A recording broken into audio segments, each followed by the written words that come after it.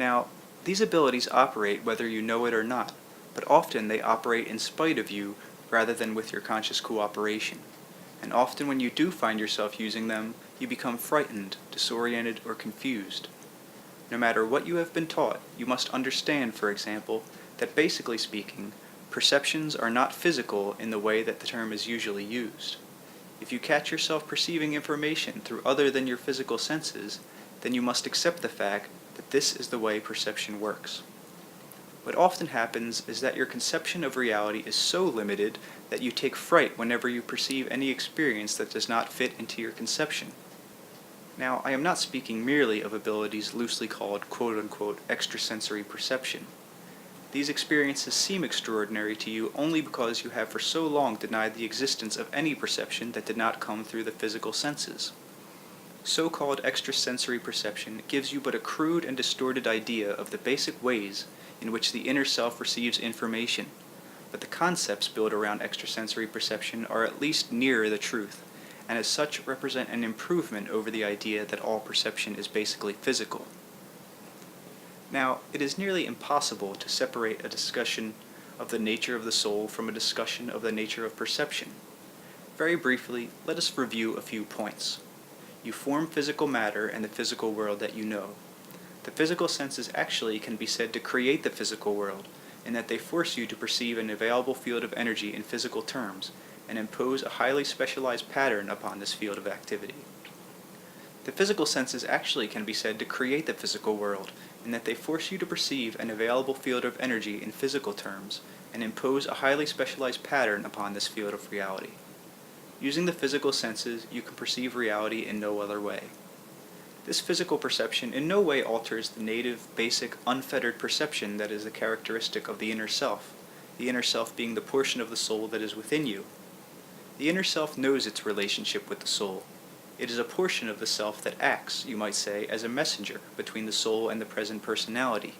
You must realize that while I use terms like soul or entity, inner self, and present personality, I do so only for the sake of convenience, for one is a part of the other, and there is no point where one begins and the other ends. You can see this easily for yourself if you consider the way in which psychologists use the term ego, subconscious, and even unconscious. What seems subconscious in one instant may be conscious the next. An unconscious motive may also be conscious at one point. Even in the terms your experience should tell you that the words themselves make divisions that do not exist in your own experience. You seem to perceive exclusively through your physical senses, and yet you have only to extend your egotistical ideas of reality, and you will find even your egotistical self accepting quite readily the existence of non-physical information. As it does, so its own ideas of its own nature will automatically change and expand, for you will have removed limitations to its growth. Now, any act of perception changes the perceiver, and so the soul, considered as a perceiver, must also change. There are no real divisions between the perceiver and the thing seemingly perceived. In many ways, the thing perceived is an extension of the perceiver. This may seem strange, but all acts are mental, or if you prefer, psychic acts. This is an extremely simple explanation, but the thought creates the reality. Then the creator of the thought perceives the object, and he does not understand the connection between him and the seemingly separate thing. This characteristic of materializing thoughts and emotions into physical realities is an attribute of the soul. Now, in your reality, these thoughts are made physical. In other realities, they may be constructed in an entirely different fashion. So your soul, that which you are, constructs your physical daily reality for you from the nature of your own thoughts and expectations. You can readily see, therefore, how important your subjective feelings really are. This knowledge, that your universe is idea construction, can immediately give you clues that enable you to change your environment and circumstances beneficially. When you do not understand the nature of the soul, and do not realize that your thoughts and feelings form physical reality, then you feel powerless to change it.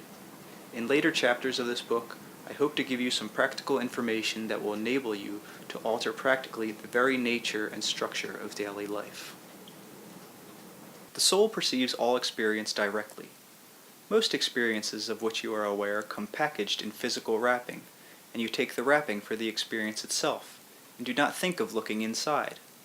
The world that you know is one of the infinite materializations taken by consciousness, and as such it is valid. The soul, however, does not need to follow the laws and principles that are a part of the physical reality, and it does not depend upon physical perception. The soul's perceptions are of acts and events that are mental, that lie, so to speak, beneath physical events as you know them. The soul's perceptions are not dependent upon time, because time is a physical camouflage and does not apply to non-physical reality. Now, it is difficult to explain to you how direct experience actually works, for it exists, a total field of perception, innocent of the physical clues such as color, size, weight, and sense, with which your physical perceptions are clothed. Words are used to tell of an experience, but they obviously are not the experience that they attempt to describe. Your physical subjective experience is so involved with word thinking, however, that it is almost impossible for you to conceive of an experience that is not thought-word oriented. Now, each event of which you are aware is already a translation of an inner event, a psychic or mental event that is perceived by the soul directly, but translated by the physically oriented portions of the self into physical sense terms. It goes without saying, then, that the soul does not require a physical body for purposes of perception, that perception is not dependent upon physical senses, that experience continues whether or not you are in this life or another, and also that the soul's basic methods of perception are also operating within you now even as you read this book.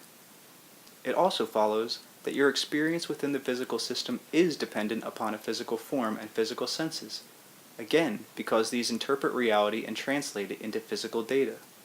It also follows that some hints of the soul's direct experience can be gained by momentarily switching the physical senses off, by refusing to use them as perceptors, and falling back upon other methods.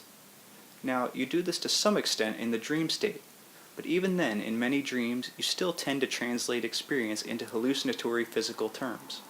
Most of the dreams that you recall are of this nature. At certain depths of sleep, however, the soul's perception operates relatively unhampered. You drink, so to speak, from the pure well of perception. You communicate with the depths of your own being and the source of your creativity. These experiences, not being translated physically, do not remain in the morning. You do not remember them as dreams. Dreams, however, may later the same evening be formed from the information gained during what I will call the depth experience. These will not be exact or near translations of the experience, but rather of the nature of dream parables, an entirely different thing, you see. Now, this particular level of consciousness, occurring in the sleep state, has not been pinpointed by your scientists. During it, energy is generated that makes the dream state itself possible. It is true that dreams allow the physically oriented self to digest current experience, but it is also true that the experience is then returned to its initial components. It breaks apart, so to speak. Portions of it are retained as quote-unquote past physical sense data, but the whole experience returns to its initial direct state. It exists then eternally, separated from the physical clothing that you need in order to understand it. Physical existence is one way in which the soul chooses to experience its own actuality. The soul, in other words, has created a world for you to inhabit, to change, a complete sphere of activity in which new developments and indeed new forms of consciousness can emerge. In a manner of speaking, you continually create your soul as it continually creates you. Now, the soul is never diminished, nor basically are any portions of the self.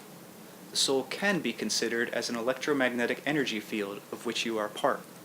It is a field of concentrated action when you consider it in this light, a powerhouse of probabilities or probable actions seeking to be expressed, a grouping of non-physical consciousnesses that nevertheless knows itself as an identity. Look at it this way. The young woman through whom I speak once stated in a poem, and I quote, "These atoms speak and call themselves my name." Now, your physical body is a field of energy with a certain form, however, and when someone asks you your name, your lips speak it, and yet the name does not belong to the atoms and molecules in the lips that utter the syllables. The name has meaning only to you. Within your body, you cannot put your finger upon your own identity. If you could travel within your body, you could not find where your identity resides, yet you say, "This is my body, and this is my name." If you cannot be found, even by yourself, within your body, Then where is this identity of yours that claims to hold the cells and organs as its own? Your identity obviously has some connections with your body, since you have no trouble distinguishing your body from someone else's, and you certainly have no trouble distinguishing between your body and the chair, say, upon which you may sit. In a large manner, the identity of the soul can be seen from the same viewpoint. It knows who it is, and is far more certain of its identity indeed than your physical self is of its identity.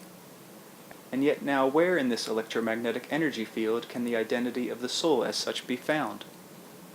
It regenerates all other portions of itself, and gives you the identity that is your own. And when it should be asked, "Who are you?" it would simply answer, "I am I," and be answering for you also. Now, in terms of psychology as you understand it, the soul could be considered as a prime identity that is in itself a gestalt of many other individual consciousnesses.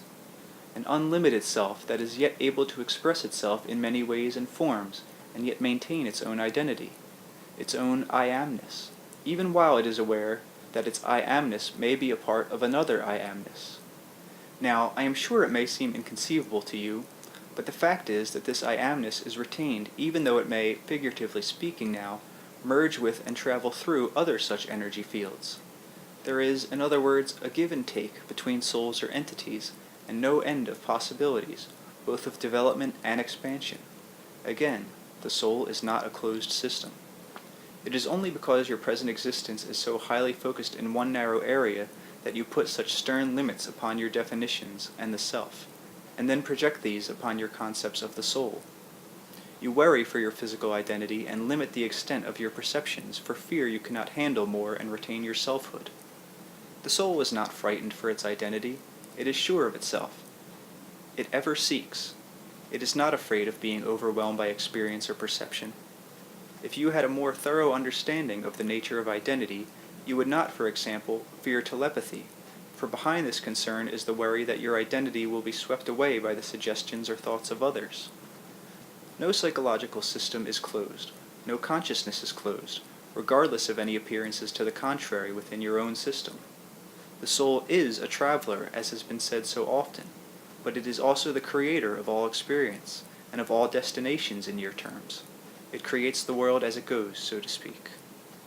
Now, this is the true nature of the psychological being of which you are part. As mentioned earlier, later in the book I will give you some practical suggestions that will allow you to recognize some of your own deeper abilities, and utilize them for your own development, pleasure, and education.